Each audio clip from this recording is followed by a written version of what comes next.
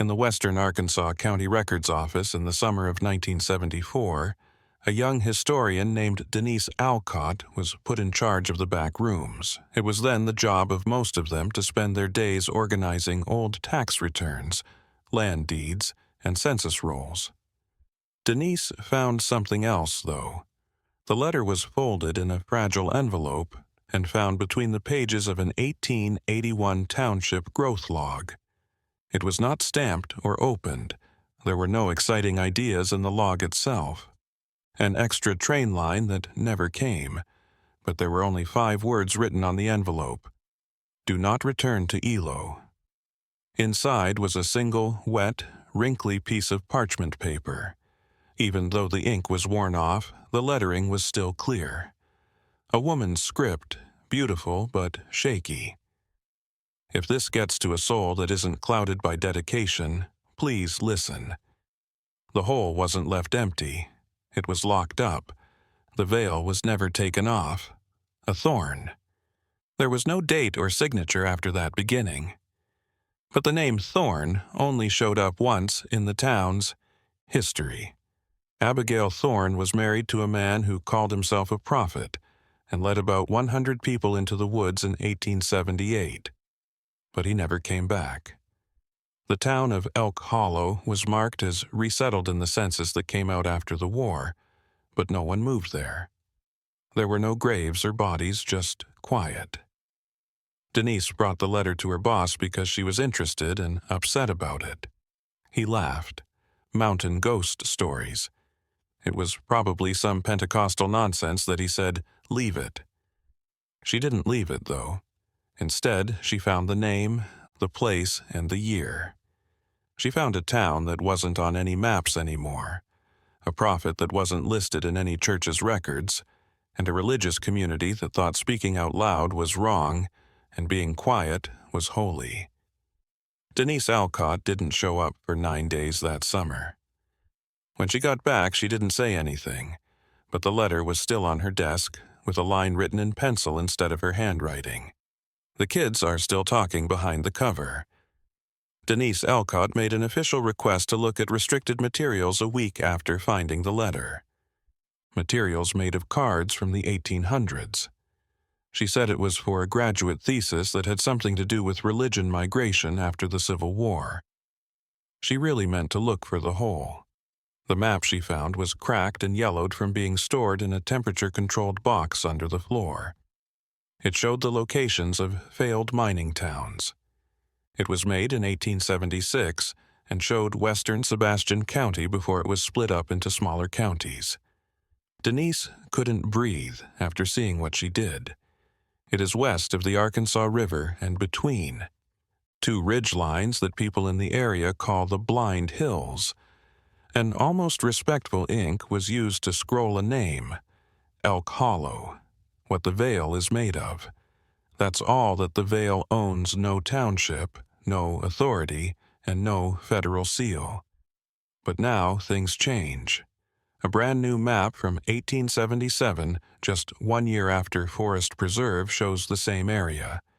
No word of Elo, and there is no settlement. The land is just empty. 1 eraser for a year. It wasn't in the records. They aren't in county records, church records, or state census logs for sure.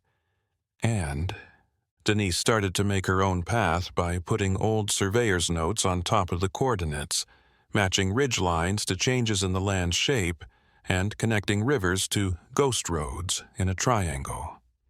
What she found was a path that didn't let people travel, but kept them out. It was a cut through the forest that hadn't been touched by people in over 90 years, not since a new town had been built or land had been sold. For some, it might just sound like a chance event. To people watching this right now like you might feel that cold thread of recognition. These are the stories that were erased without any violence or fire. They stay put. They wait. If you want to find out what other people have hidden and the name Elk Hollow makes you feel something move in the back of your throat, stay with us. Like what you've heard so far? Tell someone who thinks silence always has a reason about this mystery. What do you think? Would you go to a place that no one remembers if someone told you not to? Denise Alcott did it. What? The next thing she found should never have been found in the broken-up records of county tax rolls and gift books from before and after the Civil War. There was a strange line written in the margins by hand. That wasn't an official name. It wasn't even really English. It said, Covenant of the Veil. 17 lives promised. The state does not count children of the Veil in its statistics. There can be no speech without a witness. The mentions were mostly found on receipts for donations. Small amounts of wood with grains. Coin that landlords offered on behalf of the kids, but there was no address given. There was only a mark, a triangle with a ring of thorns around it. Historians now think that these notes were about a small group of Protestants who broke away during the height of Reconstruction.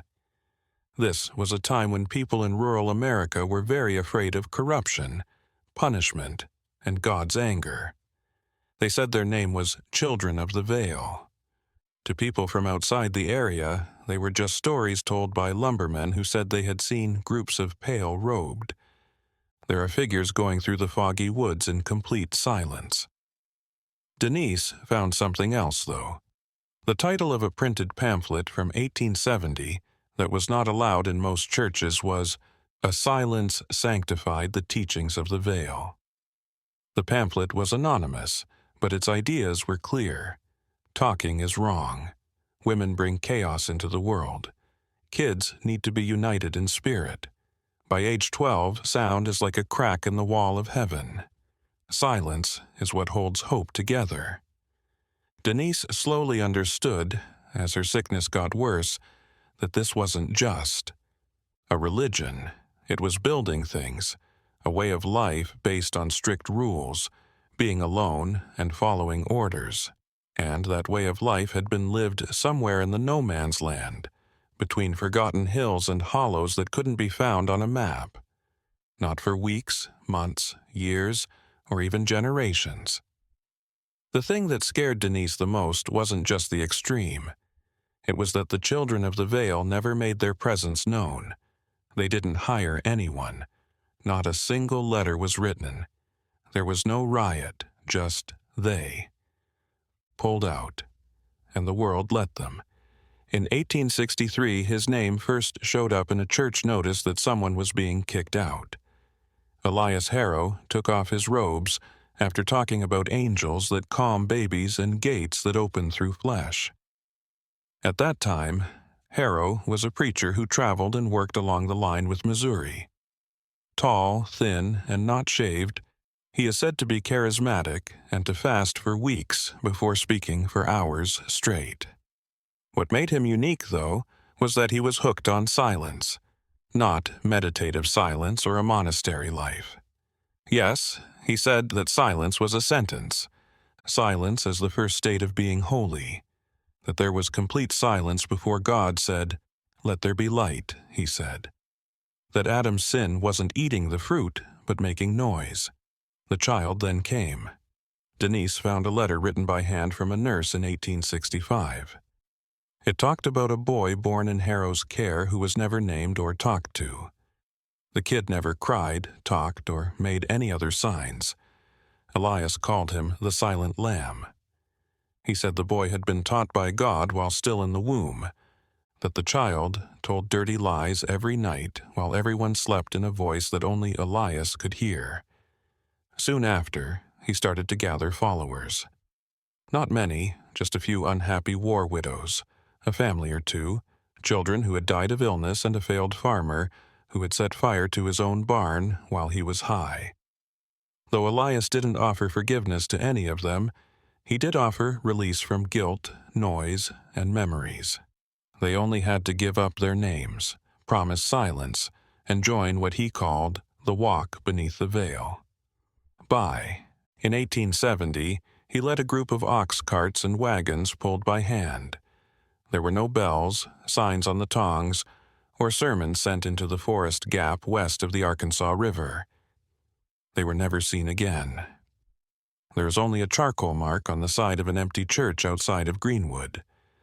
It is an upside-down triangle with a vertical line through it, which is an old alchemical symbol for changing into a mute, and the veil will not lift above it in ash.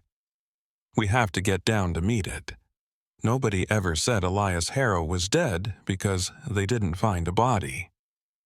Low voices. One of only 2 people known to have entered Elo and come out alive is the midwife Margaret Bell, whose daily logs have been pieced together. There is a note from June 3, 1871. No name was given and noise was not allowed. The baby was taken to the White Room. The White Room was never described. It was only mentioned, always with capital letters. It showed up over and over in Bell's notes. The child of 10 fever-denied herbs was seen as a test of the hush. 2 sisters commented for. The whole way of life in Elk Hollow seemed to be based on silence, not just quietness or peace, but forced mutinous ritualized non-expression. People didn't even talk to each other, and sermons weren't given out loud. Instead, prayers were signed using a form of gestural language that Elias Harrow created based on broken Latin. Hebrew hand signs and gestures taken from military discipline. Children were taught to fast by age 7, to keep vigil by age 9, and to take their final vows by age 13. Those who didn't keep quiet were not punished. Instead, they were comforted, taken to the White Room, and never seen again. No one knows what happened in that room. Denise Alcott thought it was underground because she found drawings of stone doors with no hinges and a copper bell sealed in glass, as well as a drawing of a basin shaped like a human ear filled with what looked like ash.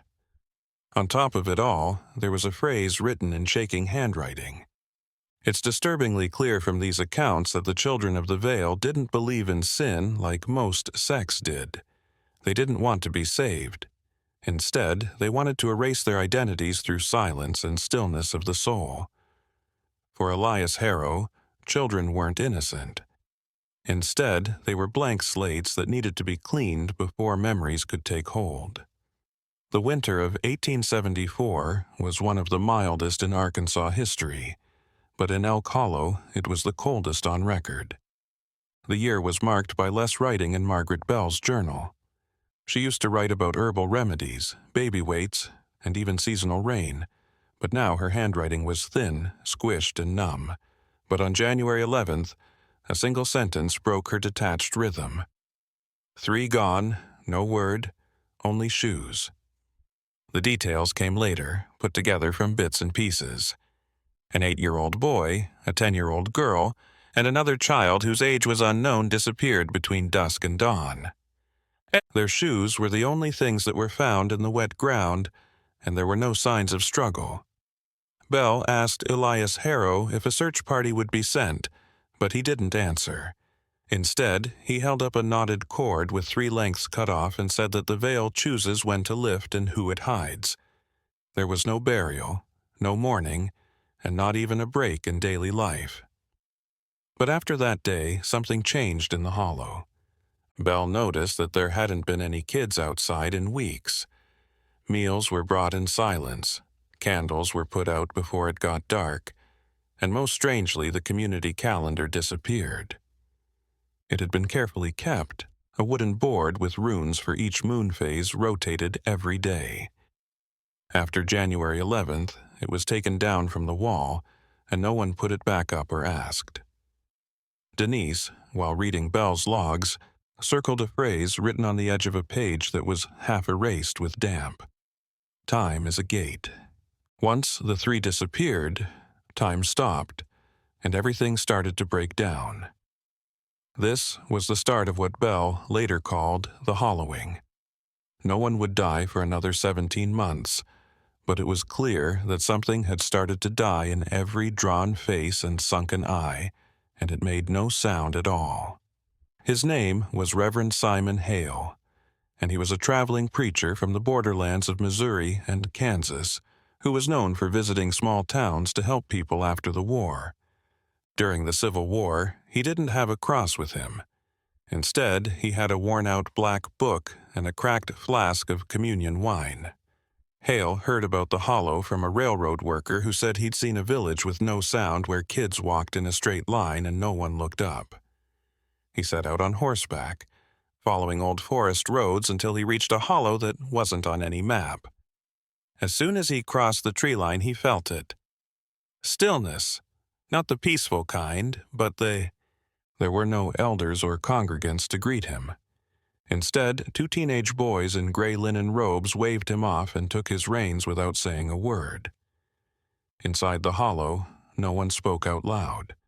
There were no bells, dogs, birds, or other sounds. There was only bare earth and the dull glint of iron tools that hadn't been chimed.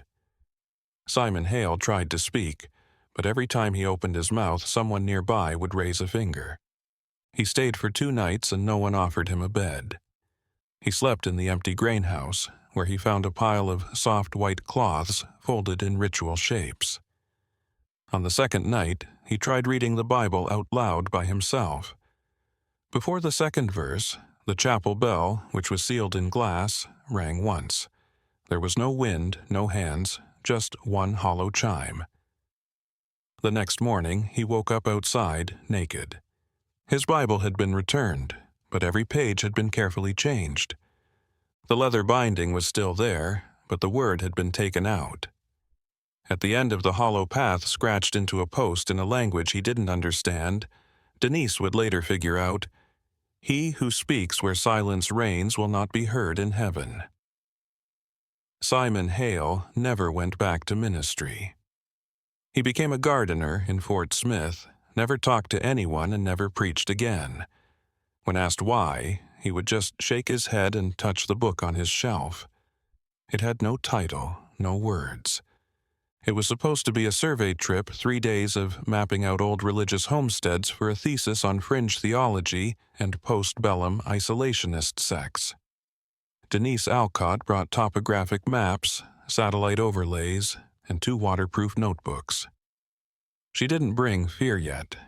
By the time she got to the outer ridges of Carolop Pines, her compass had started to stutter its needle shaking like something was being pulled in several directions. Still, she kept going. It wasn't until mile 12 that she noticed something was missing. Birdsong, bugs, and even wind. The forest had become too quiet. Then she saw it, an odd clearing, perfectly round, overgrown but not wild. Too symmetrical. The trees around it were bent slightly outward, as if they'd once backed away from something burning in the middle. She stepped across the invisible line where tree roots ended and packed earth began. Inside, everything felt denser. Her breathing slowed down and it sounded like her lungs didn't belong to her. In the middle half, buried under moss, was a rough, human-cut stone marker with 3 symbols on it: mute, fire, and blood on its side, scratched with a rusted nail and reading, "Return not thy voice." Denise took notes on the site, took pictures of the symbols, and took soil samples. But as she was packing to leave, she noticed something scary.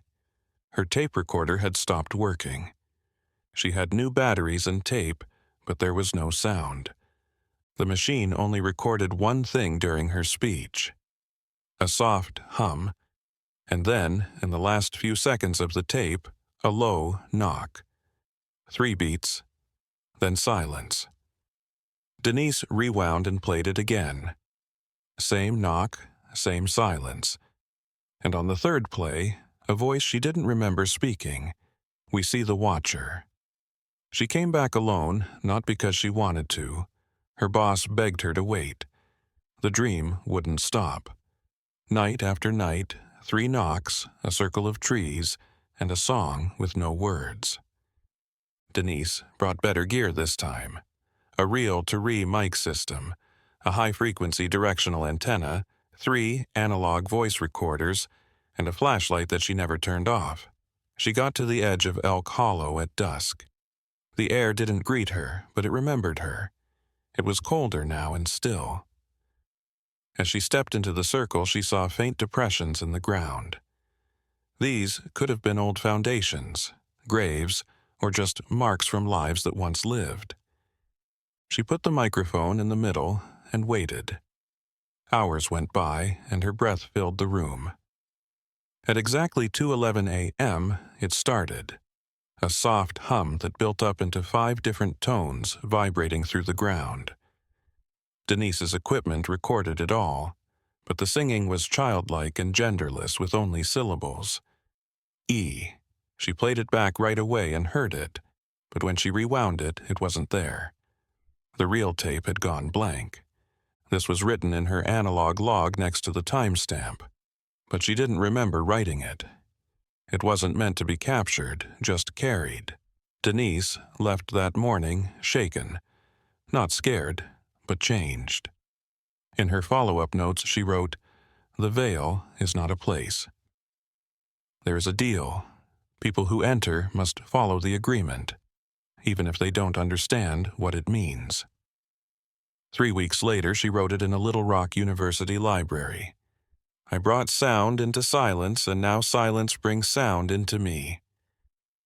The clip would be played one last time. The sound tech didn't hear anything, but Denise started to hum. Denise was drawn to paper after the failed audio review because it was more basic and less likely to get messed up than tape. She went to the state offices in Little Rock and looked through court records from 1875 to 1880 to find any evidence of Alcalo's breakup. There wasn't any. No death records, no changes to the land, and no reports of abandonment or fire. There was only one case made on March 18, 1877. No title was on the box, it just had A. Wrote something on the corner. A stranger delivered the child. Refused to take in. There were 6 pages inside, all written by hand but not signed. They told the story of a girl, probably between 9 and 11 years old, who was found by a family of merchants named Quinn, standing alone on the side of the county road.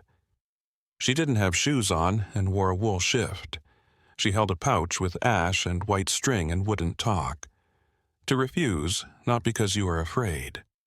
She screamed at bells and slammed her hands over her ears when horses neighed, but when she saw a Bible, she calmed down, bowed and cried. The Quinns took her to a nearby judge so that she could be put in an orphanage.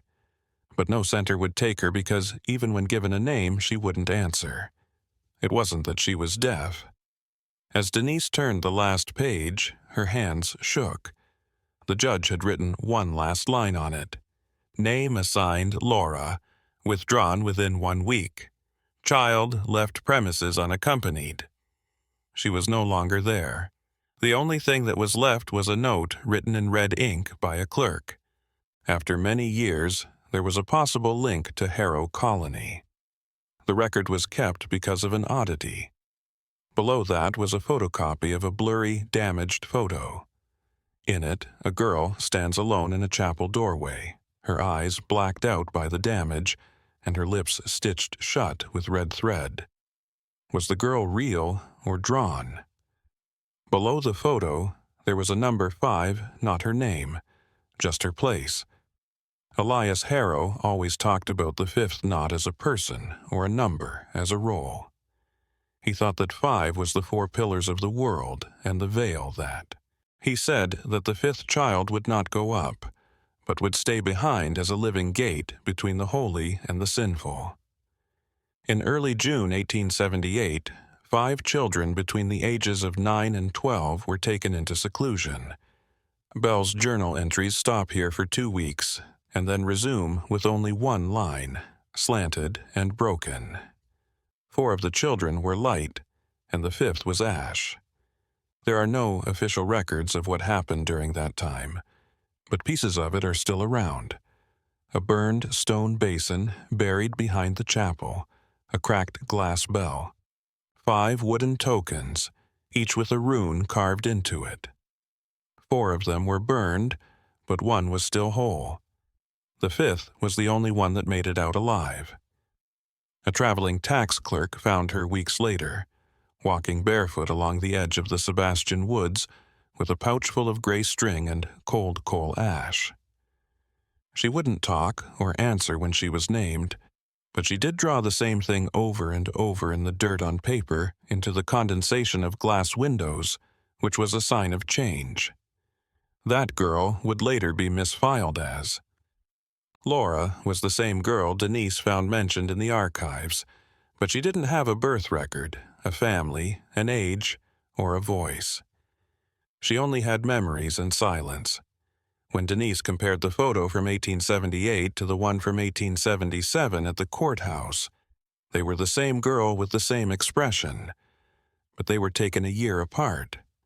This is only possible if you think that time in Elo moved forward like everywhere else. Grinnell hadn't changed in the way that towns do, with roads cracking stores and faces folding.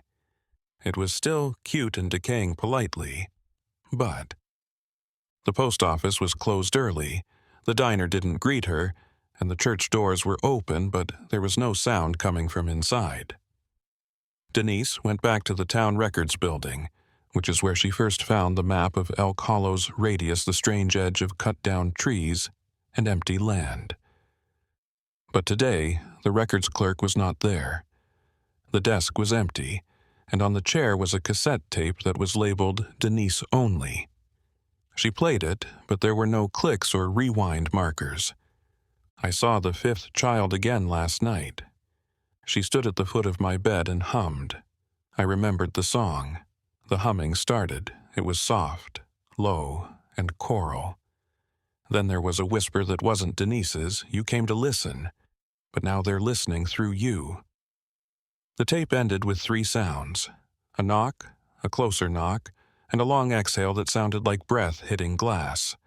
She stood still for a minute, then turned and saw it on the glass door, written in the condensation of her own breath.